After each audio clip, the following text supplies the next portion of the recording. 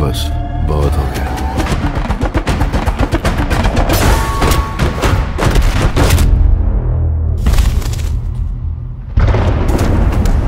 কালকে ঝড় উঠবে তা আগাম বোঝা গিয়েছিল, কিন্তু এই ঝড় যে হিসাব নিকাশ এলোমেলো করে দিবে তা হয়তো অনেকেই কল্পনা করতে পারেনি।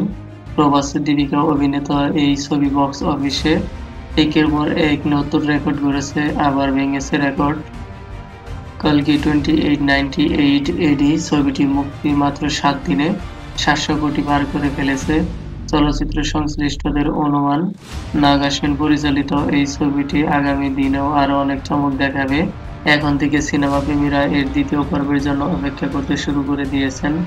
শুধু ভারতে নয়, বিদেশের মাটিতে কালকি ধাপ দেখিয়ে চলছে।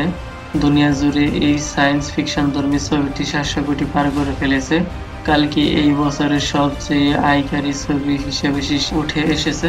এর ঠিক পরে আছে হনুমান ছবি। কালকি হিন্দি ছাড়া তামিল, তেলুগু, মালায়ালাম, কন্নড় ভাষায় মুক্তি পেয়েছে। কালকি 2898 এই ছবির চূড়ান্ত সাফল্যের মূল সম্পদ যে ভিএফএক্স তা বলাই যায়। সমালোচকদের মতে প্রযুক্তিগত দিক দিয়ে এই ছবি হলিউড ছবির থেকে কোনো অংশে কম নয়। এই ছবিতে অশ্বত্থামার চরিত্রে অমিতাভ বচ্চনের তুখোড় অভিনয় তা বুঝিয়ে দিয়েছে তিনি আজও শাহেনশাহ। এই বিগ বির সঙ্গে পাল্লা দিয়ে প্রভাস তার সঙ্গে সেরাটা দেওয়ার চেষ্টা করেছে।